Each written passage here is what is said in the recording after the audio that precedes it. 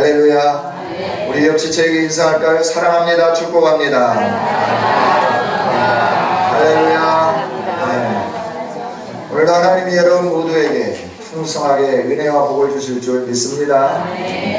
하나님 복 주시는 하나님이세요. 민수기를 통해서 아론에게 기도하기를 원하죠. 이스라엘 백성들에게 너는 이렇게 축복해라 라고 말씀하시잖아요. 그러면 가장 먼저 뭘 말씀해요? 여호와는 내게 복을 주시고 할렐루야. 너를 지키시기를 원하시며 너에게 은혜 베푸시기를 원하시고 평강 주시기를 원합니다. 이렇게 기도하면 내가 그대로 하겠다라고 약속하시고 아론은 계속해서 이렇게 축복하셨어요. 이스라엘 백성에게. 오늘 우리도 계속해서 하나님이 우리에게 이렇게 복 주심을 원하시면서 하나님 앞에 나는 하나님께 복 받은 자, 하나님이 그 복을 지켜주시는 자, 하나님 내게 은혜 베풀어 주시는 자, 하나님 내게 평강 주시는 분이시다. 확실히 선포하고 믿는 저와 여러분이 되기를 원합니다. 믿음은 바라는 것들의 실상인데 우리의 입으로 선포하는 대로 그대로 이루어지게 되는 줄 믿습니다. 주님은 늘 우리 마음의 생각도 감찰하세요. 그런데 우리의 입으로 고백하기를 원하세요. 할렐루야. 왜 그럴까요? 예, 우리의 입으로 고백하는 대로 이루어주시기 위해서 하나님 말씀하기를 원합니다. 저희는 늘 이렇게 고백하면서 살았으면 좋겠습니다. 할렐루야. 당신을 축복하노라. 함께 옆 지체를 바라보면서 내가 당신을 축복합니다.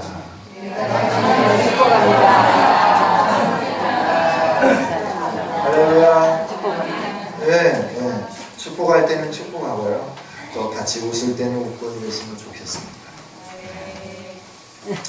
우리는 계속해서 부활하신 주님, 부활주의와 함께 부활하신 주님이 우리에게 행하신 위대한 일들을 바라보고 있습니다. 저와 여러분은 부활, 그 이후 삶을 살고 있죠. 할렐루야. 우리에게는 예수님이 부활의 첫 열매가 되셨잖아요. 그냥 구약을 읽고 신약을 읽으면서 계속 깨닫게 되는 건 뭐냐 그러면 하나님께서 주셨던 절기 하나하나가 예수 그리스도로 말미암아 어떻게 우리에게 연결되어져 가는가. 초실절을 지키기를 원하셨던 하나님, 부활의 첫 열매가 되신 예수 그리스도, 그리고 그로부터 50일이 지난 다음에 오순절이잖아요. 그죠? 초실절과 함께 오순절 날이 오는데 오순절에 하나님이 주시는 복, 성령의 충만한 역사하심, 그래서 오순절에 성령 강림하심과 오순절에 추수 감사와 맥주 감사로 드렸던 그 영광과 계속해서 연결성이 있음을 우리가 바라보게 되는 거죠. 할렐루야. 네, 이것들을 늘 보면서 하나님이 내게 베푸신 은혜가 얼마나 큰가.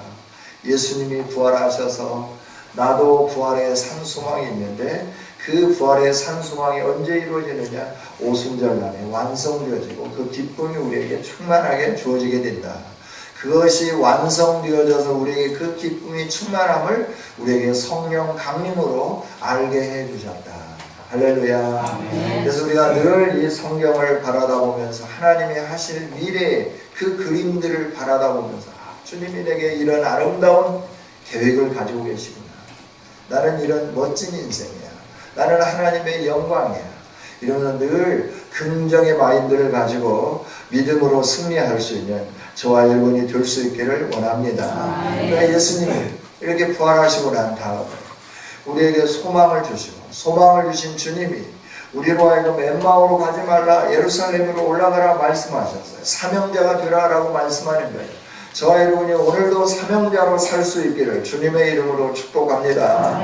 오늘도 주님이 주시는 말씀은 사명이에요.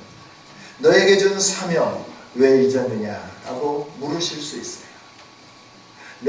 내가 너에게 준 사명 너는 왜 잊었느냐. 주님의 음성이 들리시나요? 그렇다고 하면 여러분은 참 온전한 자리에 서 계신 줄 믿습니다. 주님 앞에 있기 때문에 그 음성이 들려지는 거지. 주님으로부터 멀어지면 그 음성이 들릴까요? 안 들리겠죠.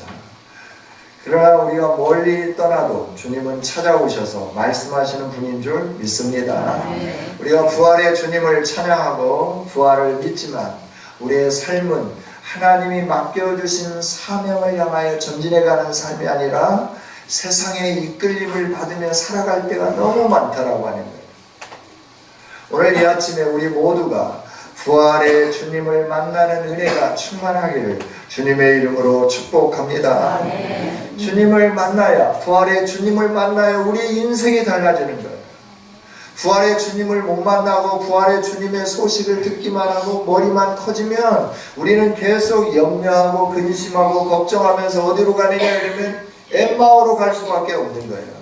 야, 부활했다는데, 여인들이 만났다는데, 베드로가 만났다는데 도저히 믿기지가 않아. 우리 엠마오로 가자. 그러면 엠마오로 갈 수밖에 없는 거예요. 그러나 부활의 주님을 만나면 가슴이 뜨거워지고 뜨거운 가슴으로 사명의 현장으로 가게 되고 사명의 현장에서 주의 나라를 위하여 일할 때 주님은 우리의 삶 가운데 풍성한 은총과 복으로 함께해 주실 줄 믿습니다. 오늘 요한복음도 20장까지 해서 다 끝나요. 21장 에필로그, 그 다음에 있는 내용에 대해서 말씀을 해주는 거예요. 20장 마지막 30절과 31절을 보면 예수께서 제자들 앞에서 이 책에 기록되지 아니한 다른 표적도 많이 행하셨다. 그러나 오직 이것을 기록한 것은 너희로 예수께서 하나님의 아들 그리스도이심을 믿게 하려 하며 또 너희로 믿고 그 이름을 힘입어 생명을 얻게 하려 함이니라. 아멘. 하나님의 성경을 기록하신 목적은 예수님이 하나님의 아들 그리스도임을 믿게 하기 위해서 성경을 기록하셨대요. 그리고 그 예수님을 믿음으로 말미암아 그 이름을 힘입어서 생명을 얻게 하시기 위하여 이 말씀을 기록하셨다라고 말씀을 해요. 할렐루야. 네. 이렇게 우리에게 생명 주시기를 원하시고 우리로 하여금 예수 그리스도께서 하나님의 아들이심을 믿을 수 있도록 역사적인 생생한 증언들을 마태를 통하여 마가를 통하여 누가를 통하여 요한을 통하여 기록하게 하시고 오늘 우리에게 허락하신 거예요. 그래서 성경을 읽을 때마다 저와 여러분은 이 구원의 기쁨과 감격을 누리게 되며 생명을 풍성하게 얻게 되고 누리게 되는 줄 믿습니다. 예수님이 이 세상에 오신 것은 양의 문으로 오셨고 양의 목자로 오셨습니다. 요한복음 10장의 내용이죠. 그래서 내가 양을 지켜준다라고, 문이라고 하는 건 양을 지킨다라고 하는 거예요. 목자라고 하는 것은 인도해 주신다라고 하는 거예요. 동행해 주신다라고 하는 겁니다. 그래서 목자이신 예수 그리스도가 우리의 문이기 때문에 어떤 의적도 침입할 수가 없습니다. 문 되신 예수 그리스도가 막아주시기 때문에. 할렐루야. 그리고 그 예수님이 우리 목자가 되어주셔서 앞서가십니다. 그래서 다 살피시는 거예요. 어디에 늑대떼가 없나, 어디에 내 양을 해할 것이 없나. 그래서 우리를 바른 길로 인도해 주시는 거예요. 그 음성을 따라가면 꼴이 있고 쉴만한 물가가 있어요. 그러나 내가 좋다고 여기 좋은 것이 많은데 왜 주님은 나를 저리 인도할까? 거기에서 이탈하고 혼자 있으면 사단이가 와서 막 잡아먹게 되는 거죠. 우리의 인생은 그런 인생이 되지 않기를 원합니다. 그래서 21장 에필로그를 쭉 말씀하시면서 이후에 부활하셔서 제자들에게 사명을 주시고 사명을 주신 예수님 앞에서 제자들이 이렇게 살아가야 되는데 디베리아 바닷가까지는 왔는데 그 다음 사명자로서의 삶을 살지 못하는 거예요. 그걸 21장에 말씀하는 거죠. 그 후에라고 말씀해요. 그 후는 뭡니까? 제자들에게 나타나서 너는 나를 믿지 못하느냐? 보는 것으로 믿느냐? 보지 못하고 믿는 자들이 복되도다 라고 말씀하신 그 이후에 라고 하는 거예요. 우리로 하여금 보지 않고 믿는 복 있는 성도들이 될 수 있기를 주님이 원하고 계신 줄 믿습니다. 어떤 현상이 내게 일어나고 다른 사람들처럼 막 기도해갖고 놀라운 기적이 나타나고 그제서야 하나님은 살아계십니다 라고 믿는 믿음이 아니라 남들이 경험했는데 나는 경험하지 않았어요. 그럼에도 불구하고 경험되지 않지만 하나님이 나의 하나님이시고 하나님이 능력의 왕이시고 하나님이 주권자이심을 내가 마음으로 믿으면 그 일들이 자연스럽게 우리에게 이루어지게 되는 줄 믿습니다. 우리의 삶의 현장에서 자연스럽게 나타나는 거예요. 그 믿음이 진짜 믿음이지, 뭔가 보고 믿는 믿음은 조금 좀 어린 나이의 믿음이다, 이렇게 말씀을 하시는 거죠. 그러면서 이제 디베랴 호수에서 또 제자들에게 자신을 나타내셨다, 그러면서 나타내신 일이 이러하다 하면서 어떤 상황에서 예수님이 나타나 보이셨는가 하는 걸 2절부터 쭉 말씀을 하시죠. 14절까지 그 말씀을 쭉 하십니다. 시몬 베드로가 디도모라 하는 도마와 갈릴리 가나 사람 나다나엘과 아들들과 또 다른 제자 둘과 함께 있었어요.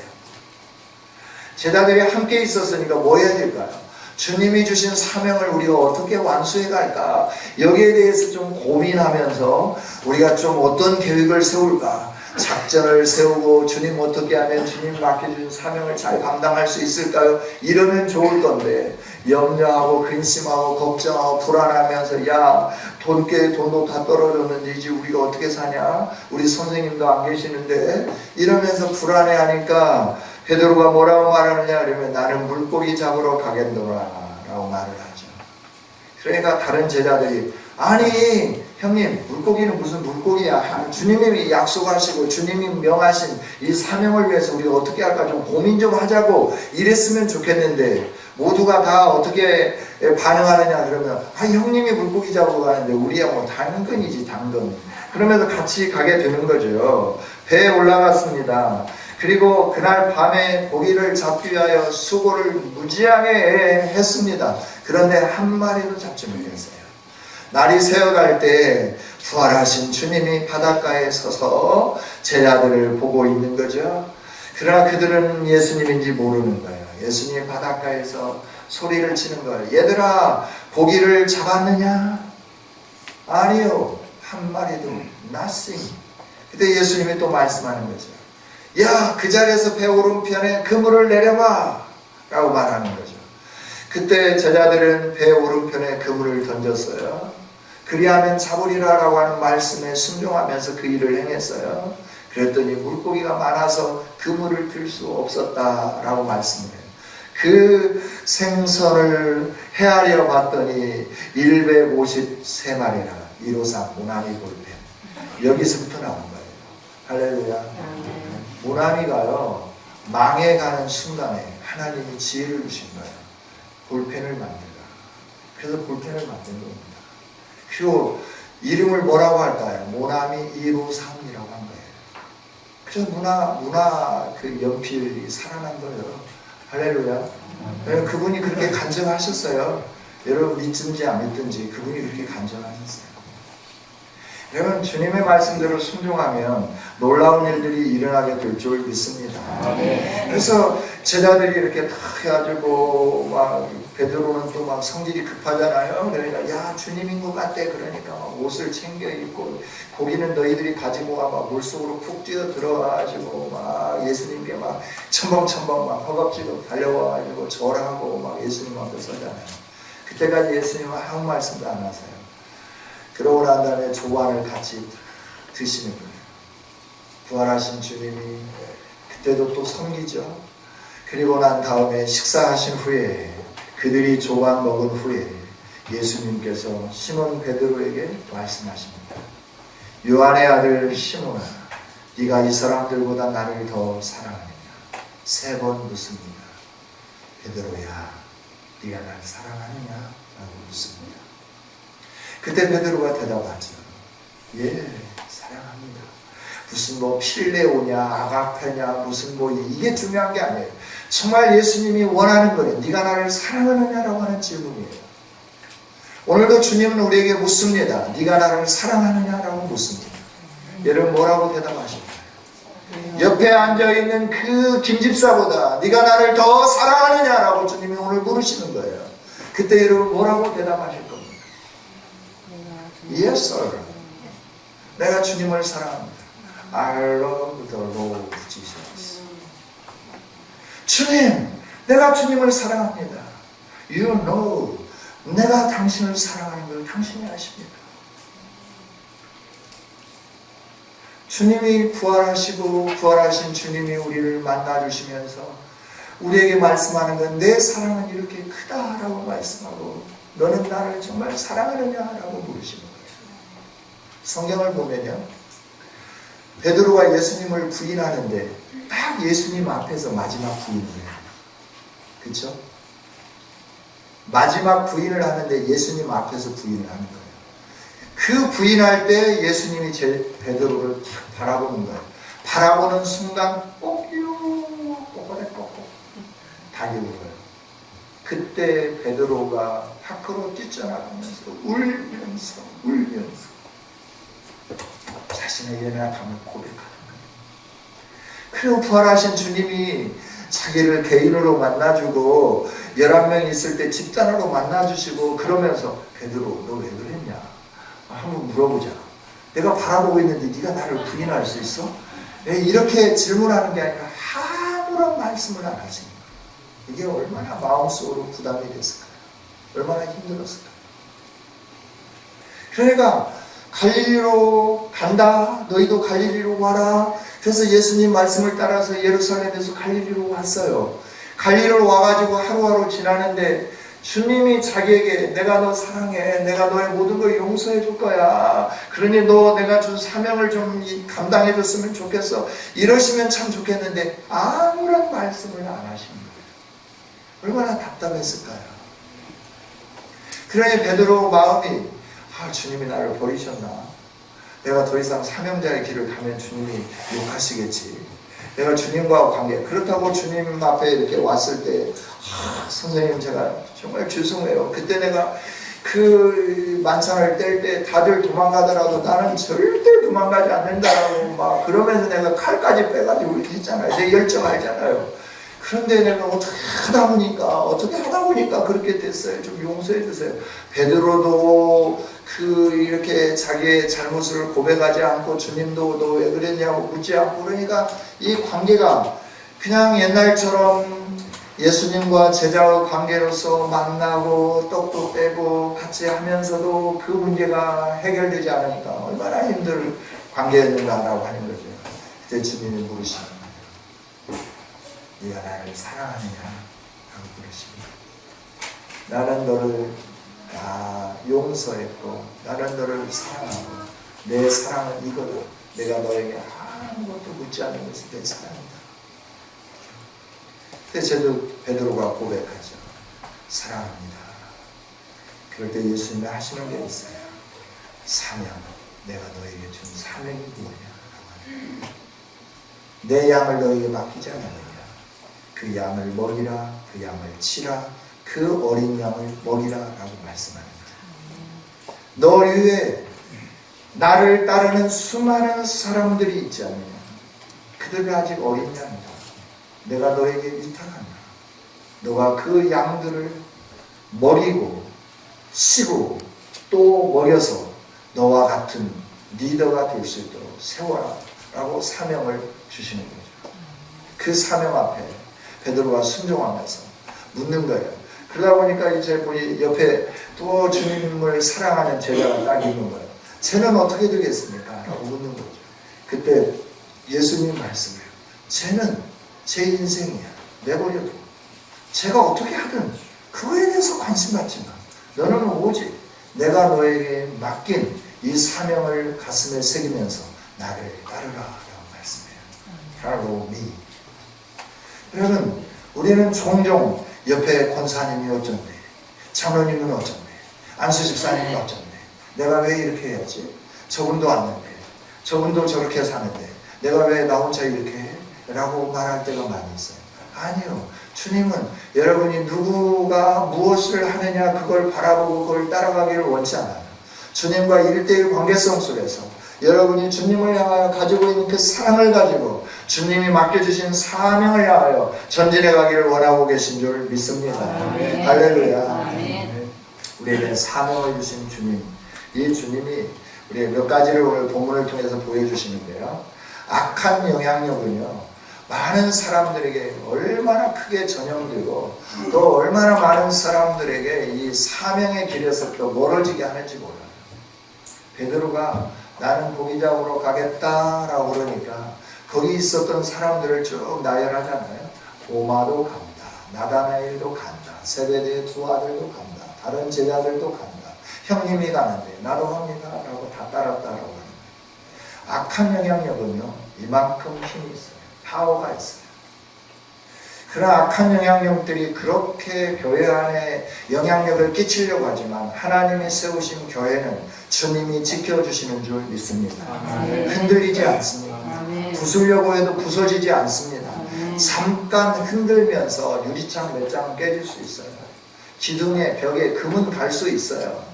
그러나 그 교회는 시온성과 같은 교회이기 때문에 절대 흔들 수 없음을 꼭 기억할 수 있기를 원합니다. 왜? 주님이 피로 값주고 샀기 때문에 주님이 지키시는 거예요. 주님이 붙드시는 거예요. 할렐루야. 여러분, 교회는 그래서 교회다워져야 돼요. 주님의 몸다워져야 된다라고 하는 겁니다.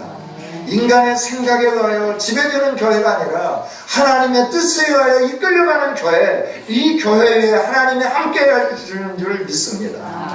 거기에 하나님이 거하시는 집이 되는 거예요. 거룩한 성전이 되어가는 거예요. 이걸 믿으시기를 원합니다. 할렐루야.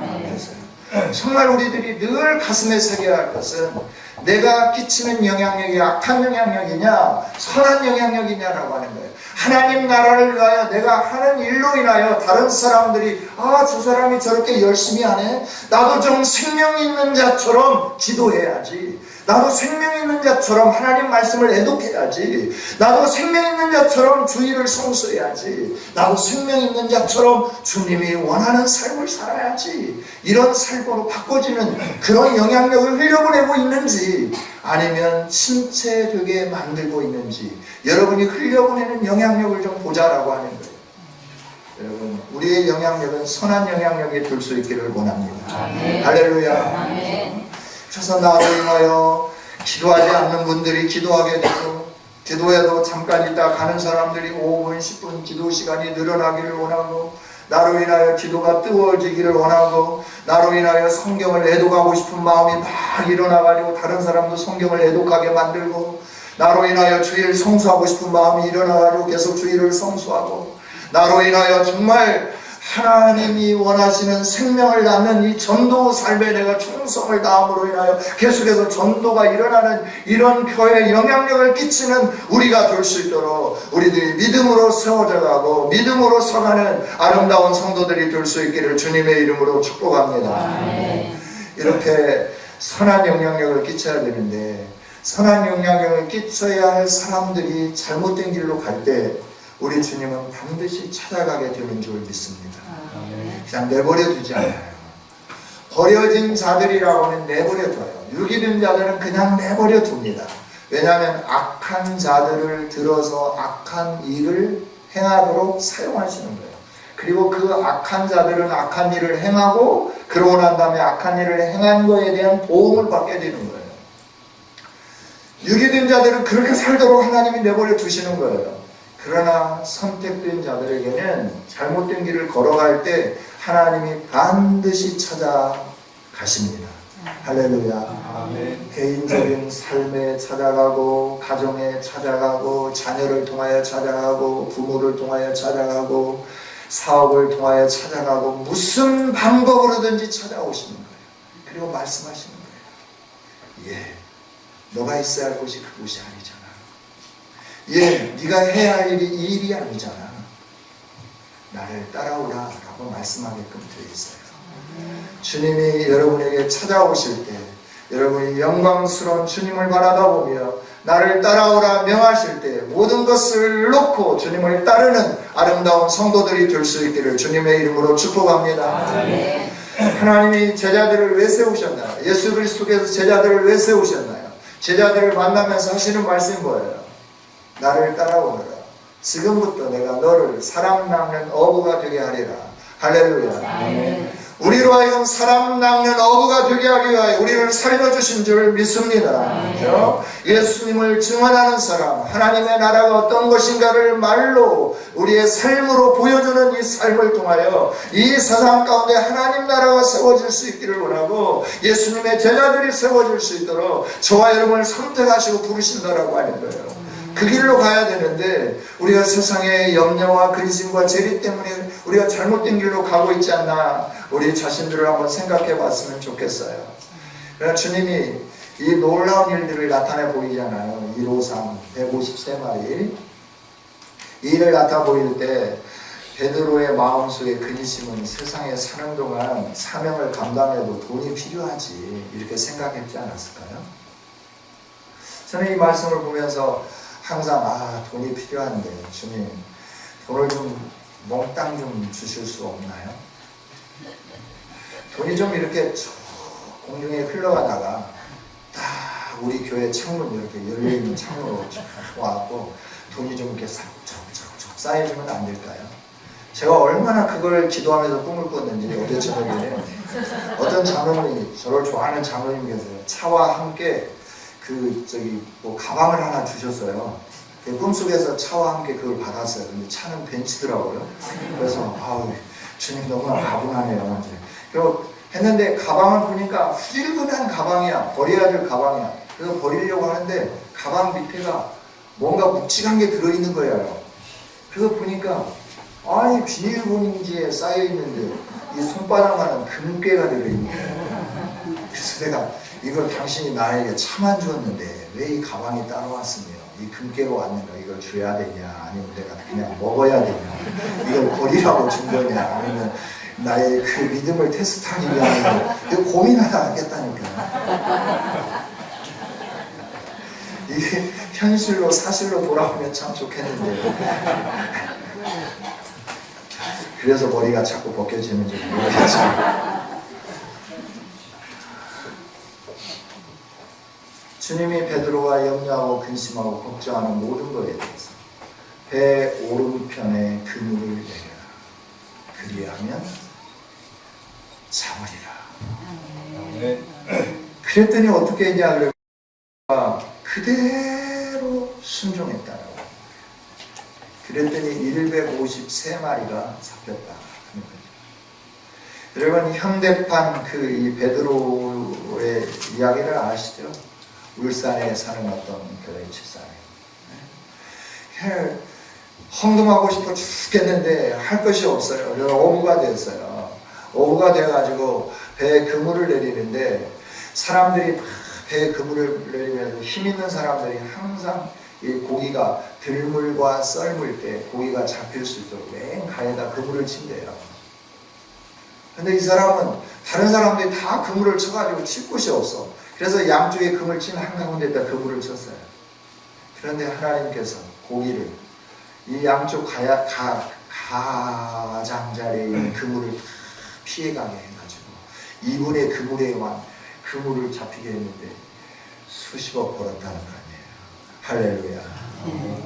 순종하면 하나님 앞에 순종하면 우리의 삶의 염려와 근심과 걱정도 우리 주님이 해결해 주시는 줄 믿습니다. 주님이 말씀하시죠. 들에 피는 땅파를 보라. 공중 나는 새를 보라. 그들이 창고를 지었냐? 그들이 길쌈하고 수고하느냐? 길쌈 수고하지 아니하고 창고를 지어 곳간에 모아들이지 않지만 전능하신 하나님께서 그들을 입히시고 길리우시느니라. 너희는 이들보다 더 낫지 않느냐? 라고 반문하시는 거예요. 그러면서 너희는 먼저 그 나라와 그 의를 구하라. 그리하면 이 모든 것을 너희에게 더하시리라. 할렐루야. 하나님이 기뻐하시는 삶, 하나님이 원하는 삶, 하나님께서 있기를 원하는 그곳에 머물러 살 때 우리의 삶에 필요한 모든 것들을 하나님이 보너스로 주시겠다라고 하는 거예요. 세상 사람들은 뭘 먹을까, 뭘 마실까, 뭘 입을까, 어떤 집에서 살까 염려하고 근심하고 걱정하는데 너희들도 왜 동일하게 그렇게 걱정하느냐라고 하는 거예요. 내가 너희 아버지 아니냐? 천부가 너희 아버지 아니냐? 천부가 너희 아버지여서 짐승들까지 길쌈하지 아니하고 수고하지 아니하고 곳간에 모아들이지 않지만 겨울을 날 때 굶어서 죽지 않는다. 솔로몬의 모든 영광으로도 이 꽃 하나만 갖지 못하느니라 라고 말씀해줘요. 솔로몬은 영광 가운데 있었던 사람입니다. 그럼에도 불구하고 이 꽃 하나의 영광과 솔로몬의 영광을 비교할 때 솔로몬의 영광은 잠깐 있다 없어지는 영광이었지만 이 꽃은 해마다 계속해서 피어지면서 모든 사람들에게 아름다움을 주는, 기쁨을 주는 그런 꽃이 되더라라고 하는 거예요. 이처럼 하나님께 순종하는 자들에게는 계속해서 하나님께서 길리시고 입히시고 먹이시고 채워주시는 줄 믿습니다. 그래서 베드로에게 순종했을 때 어떤 결과가 나타나는가 하는 것을 디베랴 바다에서 경험하게 만드는 거예요. 그리고 베드로를 1:1 동면하시면서 말씀하는 거예요. 네가 나를 사랑하느냐라고 묻는 거예요. 사랑한다고 하면 사명자가 되라라고 말씀하는 거예요. 여러분, 주님 사랑하십니까? 주님 사랑하십니까? 정말 사랑하십니까? 그렇다고 하면 주님이 원하는 곳에 서 계십시오. 주님이 행하기를 원하는 일을 행해 가십시오. 나머지는 주님이 책임져 주실 줄 믿습니다. 안 되는 것 같은데 되는 거예요. 오늘 아침에 우리 장로님이 중고등부 설교하면서 맨 먼저 하신 말씀이 그 말씀인 것 같아요.